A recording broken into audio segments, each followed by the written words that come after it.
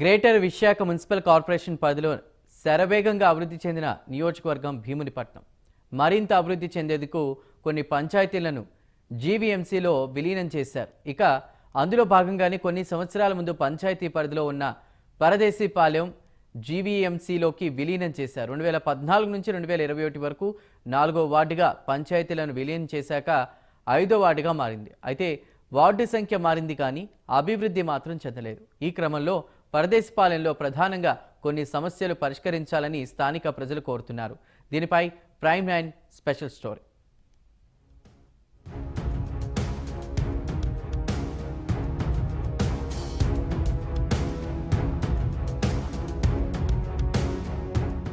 అక్కడ 30 సంవత్సరాల క్రితం పంచాయతీ నిధులతో వేసిన రోడ్డు తప్ప మరలా ఇప్పటి వరకు రోడ్లు వేయలేదు. రోడ్లు సరిగ్గా లేకపోవడం వల్ల వాహనదారులు, పాదాచారులు రాకపోకలకు చాలా ఇబ్బందులు పడుతున్నారు. అలాగే తాగునీటి సమస్య కూడా ఇక్కడ ఎక్కువగానే ఉంది. మంచినీరొచ్చే పైప్ లైన్లు సరిగ్గా లేకపోవడం వల్ల నీటిలోకి మురుగునీరు చేరిపోయి చాలా ఇబ్బందులు పడుతున్నారు ప్రజలు. ఈ నీరు త్రాగడం వల్ల ఆరోగ్య సమస్యలు కూడా తలెత్తుతున్నాయి. మరొక ప్రధాన సమస్య ఈ గ్రామంలో డ్రైనేజీ వ్యవస్థ లేకపోవడం చాలా ఇబ్బందికరంగా మారింది.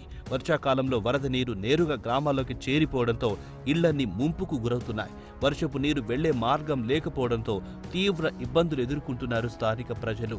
ఇళ్లు నిండిపోవడంతో ఇళ్లలోకి ఆ డ్రైనేజీ వ్యర్థాలు కూడా రావడం జరుగుతుంది.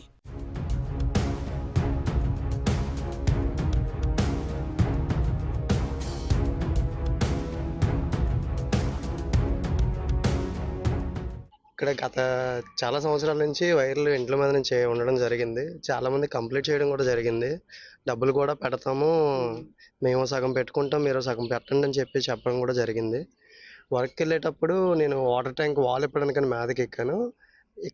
ఎక్కిన తర్వాత కళ్ళు తెరిచి చూస్తే హాస్పిటల్లో ఉన్నాను.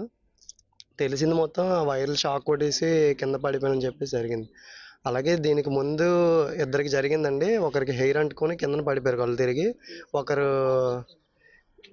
సెంటరింగ్ చేయడానికని వచ్చారు. నెక్స్ట్ ఆ సెంటరింగ్ అయిపోయిన తర్వాత రాడ్ బెండింగ్ వాళ్ళు రాడ్ పట్టుకొని ఊపడం వల్ల వైర్ అంటిపోయి ఆయన కూడా చనిపోవడం జరిగింది.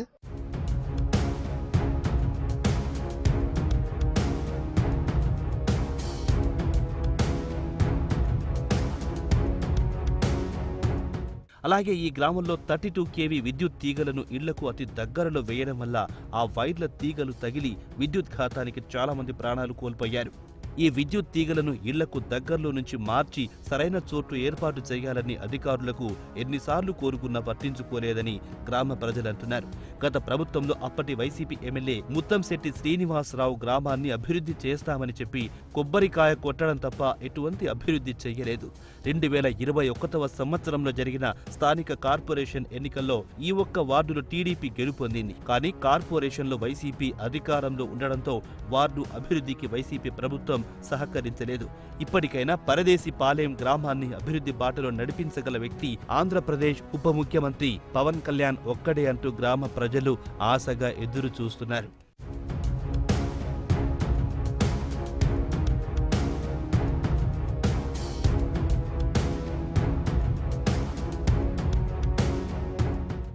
ఇల్లుల మీద నుంచి వైర్లు ఉన్నాయండి.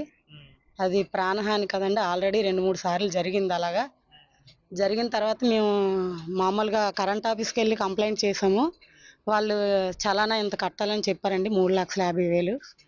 అయితే 2-3 ఇల్లులు ఒప్పుకున్నారు కానీ మిగతా వాళ్ళు ఒప్పుకోలేదు. అంత డబ్బు మేమెందుకు కట్టాలి, అది గవర్నమెంట్ చేయాలి కదా అనేసి అన్నారనమాట. ఎక్కడ జాగిస్తున్నామండి అంటే ఇవి ఆల్రెడీ గవర్నమెంట్ ఇచ్చిన ప్లేస్లేనండి. మరి వైర్లు ఉన్నప్పుడు వైర్ల కింద ఇవ్వకూడదని గవర్నమెంట్ కూడా ఆలోచించాలి కదండి. మాకు ప్లేస్లు ఇచ్చిన తర్వాత వైర్ల కింద ఎలా ఇల్లులు కట్టుకుంటున్నారు, ప్రాణాలు పోతాయని తెలుసు కదా, ఎలా కట్టుకున్నారని మమ్మల్ని అడిగారండి. ఆల్రెడీ మేము ఎలక్ట్రిసిటీ వాళ్ళని అడిగితే అలా చెప్పారు.